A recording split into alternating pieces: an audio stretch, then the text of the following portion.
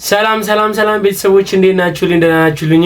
እኔ ደህና ነኝ። ክብሩ ይስፋ። ቤተሰቦች ዛሬም እንደተለመደው ለእናንተ ወቅታዊ አዳዲስ አዝናኝና ቁም ነገር አዘል የሆኑ ቪዲዮዎች ይዤላችሁ መጥቻለሁ። አብራችሁን ቆዩ። ቤተሰቦች ለቻናሉ አዲስ ሆናችሁ ደግሞ ሰብስክራይብ የምትሉን በተንም በመንካት ቻናሉ ፋሚሊ ሆኑ። በተጨማሪ ቪዲዮ ላይክ ማድረግ እንዳይረሳ፣ ምክንያቱም ለብዙዎች ተደራሽ እንዲሆን ስለሚረዳኝ ነው።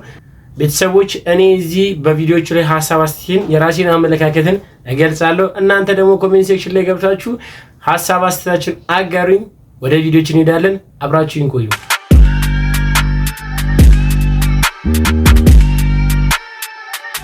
ዋጋ ኑሮ ምን ያህል እንደተወደደ የምታውቁት? ይቺን ዶሮ ይቺን 2000 ብር ነው የገዛኋት። 2000 ብር አስቡ፣ ስንት ብር እንዳወጣሁበት እንኳን እንዳልነግረው። በምን እንግባባ እንዴ? ኦሮምኛ ይናገር አይሰማ፣ አማርኛም ብታወሩት አይሰማ፣ ትግርኛም አይናገር አይሰማ። በምን ልንገረው? ጭራሽው ያንቀላፋል። እኔ እኮ ወሩን ሙሉ እንቅልፋት እቺ ነው 2000 ብራዎች የገዛሁት። እሱ ግን ይተኛል። ኑሮ እንዴት እያደረጋችሁ ነው? ጥያቄ በእውነት አመሰግናለሁ። አረ በደንብ ተኝቶለታል። ቤተሰቦች የዶሮ በግ ምናምን ነገር ጉዳይ ይሰማ ይሄዳል። በቃ በዚህ ሰዓት ማንም ሰው ነው እንጂ በዓለም በዶሮ ራሱ ከባድ ነው። 2000 ብር አንድ ዶሮ ማለት ኢማጂን የዛሬ ስንት ዓመት የሚሸጥበት ዋጋና አሁን ያለበት ልዩነት። ዶሮ እንኳን 2000 ገብታለች። ስለዚህ ያው ምንም ማድረግ አይቻልም። እንዴ ሸምስ ወጂ እንዴ ደግሞ ዶሮ ማዘል ጀመርክ? አዎ አባቴ ዋጋው ነው እንዴ ማለት ከጠፋ አይገኝም። ደግሞ አሁን እኮ ከጠፋ አይገኝም። በዛ ውድ ነው አባቴ። አባ አይዞህ ቀን ይደርሰዋል። አሁን እስካሁን አዝዬሃለሁ። ትንሽ ቆይተህ ደግሞ ሆዴ ውስጥ ተቀምጣለህ።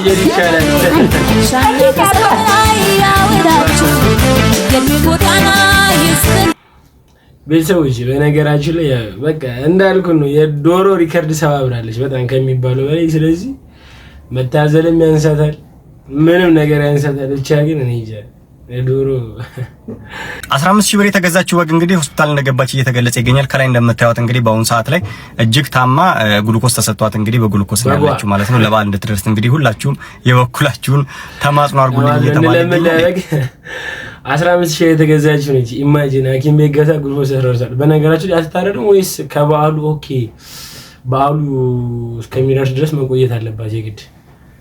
አይ በግሉኮስ በግን እንግዲህ ቤተሰቦች የበዓልን ጉዳይ ስናስተውል ያው ስናስብ አንድ በበዓል ከተፈጠሩ ጉዳዮች መካከል አንዱ ጠቅላይ ሚኒስትራችን ከካሳንቺስ በኮሪደር ልማት ለተፈናቀሉት ሰዎች ጋር ሄዶ በዓልን አንድ ላይ አክብረዋል። እስቲ እሱን ቪዲዮ እንየው እስቲ።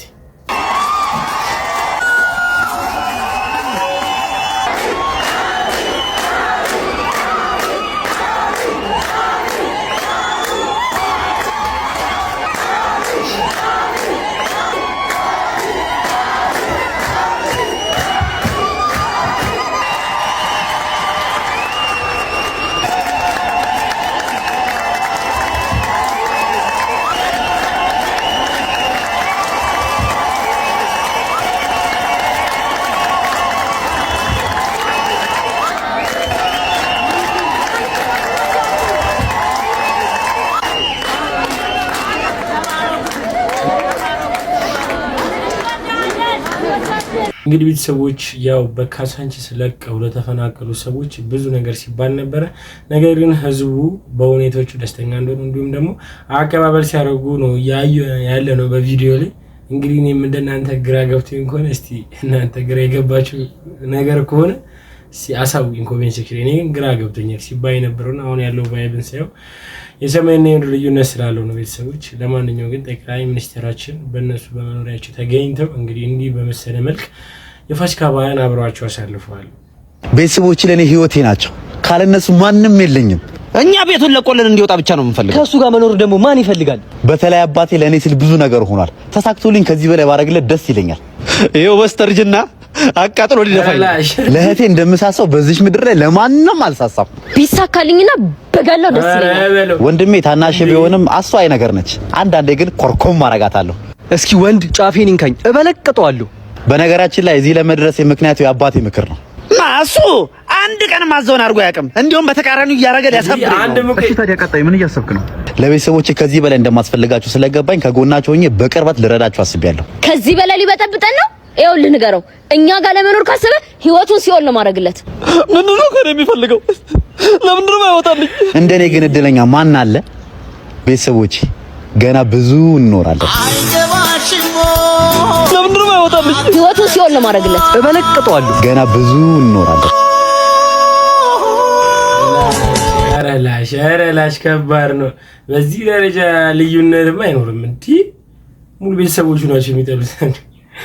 ለማንኛውም እንደዚህ አይነት ቤተሰብ ያለው አለ? እኔ እንጃ።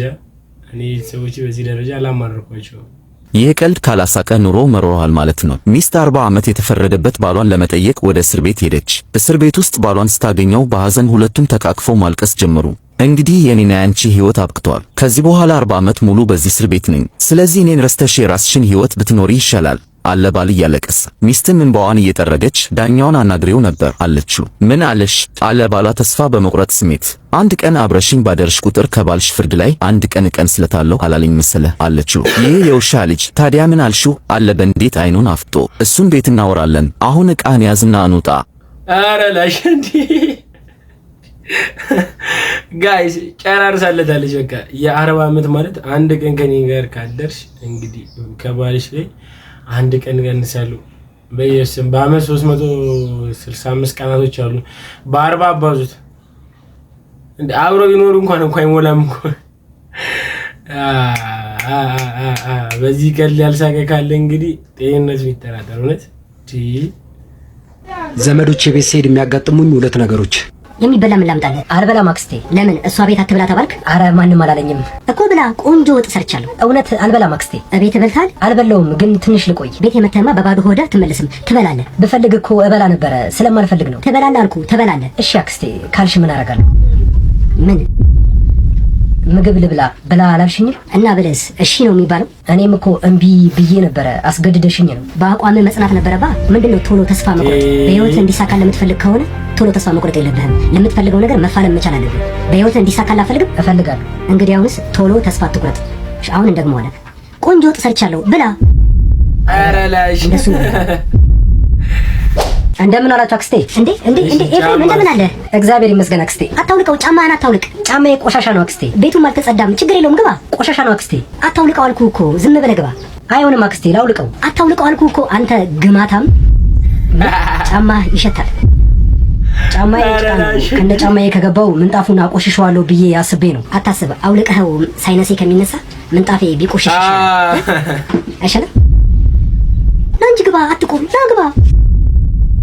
እዲ እኔ እውነት እንደዚህ አይነት ዘመድ ያለው ሰው አለ?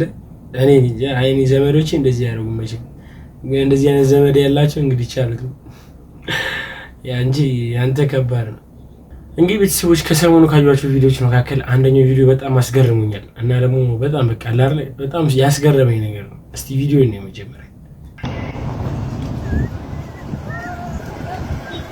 ማቅረጽ ይቻላል። የምታመሰግኑበት ነገር ያጣችሁ ሰዎች በዚህ ቪዲዮ እንግዲህ ሰዎች ቪዲዮን እንዳያችሁት ነው። እኔ ሳይሆን እውነት በጣም ነው የተማርኩበት እንደራሴ።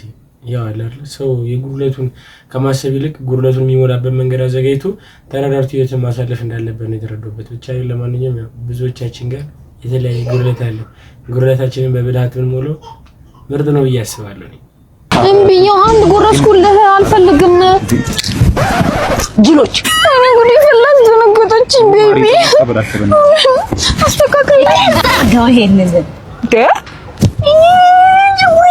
ምን አመለሳቀው ባለፈውን ጥፋት ደግሞ አረሳሁትም። እኔ መቆንጠጥ እፈራለሁ። እምቢኝ መቆንጠጥ አልፈልግም። እምቢኝ መቆንጠጥ አልፈልግም።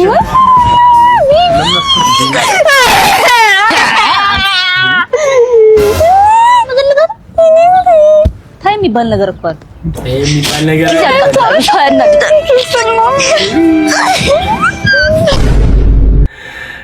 ፍቅር ግን እንዲህ ነው። እንደየሰው የተለያየ ነው ማለት ነው። የታባቱ የምን ማጨማለቅ ነው? ማጨማለቅ ያስፈልጋል። በእፎይ ዙሪያ ለጠቅላይ ቤተ ክህነት የገባ ምንም አይነት ደብዳቤ የለም። በአንዳንድ ማህበራዊ ሚዲያዎች እፎይ የተባለ የማህበራዊ ሚዲያ አንቂ ለብፁዕ አቡነ አብርሃም የገባ ደብዳቤ አመራር እንዳይሰጥበትና ቋሚ ሲኖዶስ ውሳኔ እንዳይሰጥበት ተደርጓል። ይህ የሆነው ደግሞ በብፁዕ አቡነ አብርሃም ቀጥተኛ ትእዛዝ እንደሆነ ተደርጎ በስፋት የሚሰራጨው ዜና መኖሩንና ብዙዎችን እያደናገረ መሆኑ ይታወቃል። ይሁንና ወደ ቋሚ ሲኖዶስ ሆነ ወደ ብፁዕ አቡነ አብርሃም እፎይ የተባለ የማህበራዊ ሚዲያ አንቂ በተመለከተ በአካል ቀርቦ ምንም አይነት ማመልከቻ ያስገባ አካል አለመኖሩንና በማህበራዊ ሚዲያ በዚህ ዙሪያ ብፁዕ አቡነ አብርሃምን መሰረት በማድረግ የሚተላለፈው ዘገባ ፍጹም ሐሰተኛና መሰረተ ቢስ መሆኑን እየጠቆምን እውነትነት የሌለው መረጃን በማሰራጨት የብፁዓን አባቶችን ስም ለማጥፋትና መልካም ስማቸውን ለማጠልሸት የሚደረገው ሙከራ ሁሉ ተቀባይነት የሌለውና ሐሰት ለሆነ ምዕመናንና ምዕመናት ሐሰተኛ መረጃን በማሰራጨት ሊያደርጉ ከሚፈልጉት አካላት ራሳችሁን እንድትጠብቁ ለማሳሰብ እንወዳለን ሲል የኢትዮጵያ ኦርቶዶክስ ተዋሕዶ ቤተክርስቲያን መንበረ ፓትርያርክ ጽሕፈት ቤት ይህንን መግለጫ አውጥቷል። እንግዲህ ከሰሞኑ የሰማነው ጉዳዮች ነበሩ በእፎይ ጉዳይ እናም ደግሞ ክስ ጀምረው ነበረ። ነገር ግን አቡነ አብርሃም እንዳልፈቀዱላቸው በስፋት በተለያዩ ሶሻል ሚዲያ ሲነገር ነበረ። ነገር ግን ያው አቡነ አብርሃም እንደተናገሩት ከሆነ ይህ ነገር ውሸት ነው። እንደዚህ አይነት መረጃ እነሱ ጋር እንዳልደረሰና እንደዚህ አይነት ጉዳይ ምንም ግንኙነት ከነሱ ጋር እንደሌለው የሚናገረውም ነገር ውሸት እንደሆነ ነው ነገሮች የተናገሩት እነሱ። በዚህ ጉዳይ ላይ እኔ ግራ አጋብቶ ነበረ። በነገራችሁ ላይ ያው ብዙዎችም በዚህ ጉዳይ ላይ አልተስማሙበትም። እዛ ደረጃ የሚደርስ ጉዳይ ነው ብሎ ስለማያስቡ ለማንኛውም እኔም ግራ ገብቶኛል። እስቲ በዚህ ጉዳይ ላይ ሀሳብ አስተያየታችሁ ግለጹልን ኮሜንት ሴክሽን ላይ። ምን እያደረጋችሁ ነው? ማሪ እንደምታስበው አይደለም። ተረጋጋ። ምንድነው እንደምታስበው አይደለም? ክርና መርፌ ሆናችሁ ነው እንደምታስበው አይደለም። አውጣው አውጣው። ቆይ ተረጋጋና ላስረዳ። ምንም የምታስረጂ ነገር የለም። ጭራሽ ባልጋዬ ላይ በገዛ ቤት ወንድ ይዘሽ ትመጫለሽ።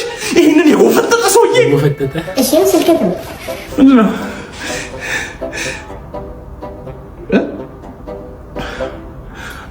ምንድነው? 15 ሚሊዮን አካውንቴ ላይ ገብቶ ነው። 15 ሚሊዮን እኮ ምንድነው? እሱ ያስገባል። ምን ትዳሬን እየገዛኸኝ መሆኑ ነው? ግን ደግሞ እንትን በል እርጎ አለላችሁ፣ ፍሪጅ ውስጥ አለላችሁ። አንቺ አታስቸግሪው ጨምላቃ። እንትን በሉ መሳቢያ ውስጥ እኮ አያስፈልጋችሁ። ውለዱ ክበዱ። አንቺ ማር ነሽ መርጬ ያገኘሁሽ። ኧረ ላሽ ትዳሯ 15 ሚሊዮን ከባድ ነው። ብቻ ግን ያርግልሽ ባባዬ። 15 ሚሊዮን በጣም ብዙ ነው። ምን ያርግ። ለማንኛውም ቤተሰቦች ከሰሞኑ ደግሞ በተለያዩ ሶሻል ሚዲያ ላይ የቴዲ አፍሮ ሙዚቃ ወይ ደግሞ የቴዲ አፍሮ ዘፈኖች የተባሉ በተለያዩ ሶሻል ሚዲያ ሲዟዟሩ ከነበሩት የተለያዩ ሙዚቃዎች ነበሩ። እነዚህ ሙዚቃዎች ያው ብዙ ሰዎችን ግራ ያጋቡ ነበሩ። ነገር ግን ያው አለ አይደለ እውነታው ትክክለኛ ዘፈኖች አሉ ወይም ደግሞ ያው በኤአይ በአርቲፊሻል ኢንተለጀንስ የተሰሩ ናቸው። በሱ ድምጽ አስመስለው የሰሩት ነው እንጂ ቴዲ አፍሮ የዘፈነው ዘፈን አይደለም ወይ ደግሞ የቴዲ አፍሮ ሙዚቃ አይደለም። እስቲ ለምሳሌ ምን እንደሆነ ያህል አንዱ ሙዚቃ ትንሽ ልጋብዛችሁ።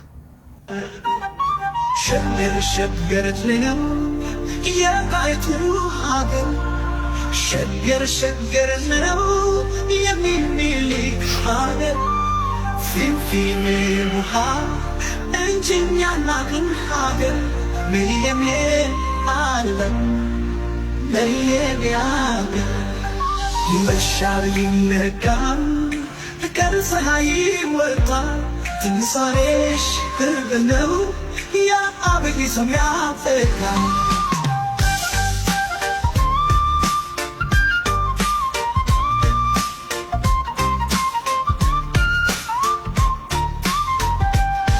አባትሽ ይዋጋል ለሀገሩ ክብር እናትሽ ትሰር ባለ ጊዜው ይቅር ይፋጃል ወንበሩ ከሌለበት ፍቅር ሸገር ነው የጣይቱ ሀገር ሸገር ነው የሚኒሊክ ሀገር ፊንፊኔ ውሃ እንጂኛና ግን ሀገር ለየኔ ዓለም ለየኔ ሀገር። እንግዲህ ቤተሰቦች ሙዚቃው እንደሰማችሁት ነው። ያው ይህ ሙዚቃ በአርቲፊሻል ኢንተለጀንስ የተሰራ ነው እንጂ ቴዲ አፍሮ የዘፈነው ዘፈን አይደለም። ስለዚህ ያው ብዙ ሰዎች ግራ ተጋብቶ ስለነበረ ይህን ጉዳይ በደንብ አድርጎ ማወቅ ያስፈልጋል። ስለዚህ ምንም አይነት ዘፈን ቴዲ አፍሮ አለቀ። አረ ምን አይነት ጫማ ነው እዚህ ጋር? በስመ አብ እግር እንዳውጋ ከዚህ ጋር አንሱት። የማ ጆሮ መገርቆረ ቀንድ ነው እንዴ?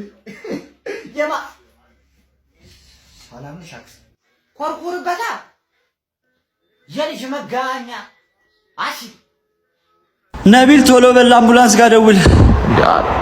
አረ ቢኔ ማራቆን ሰው ስልክ ማውራት እንደማልወድ ታውቃለህ። አምቡላንስ ወራችሁ ወድቆ ነው እንዴ? እዚህ ታወራችሁ።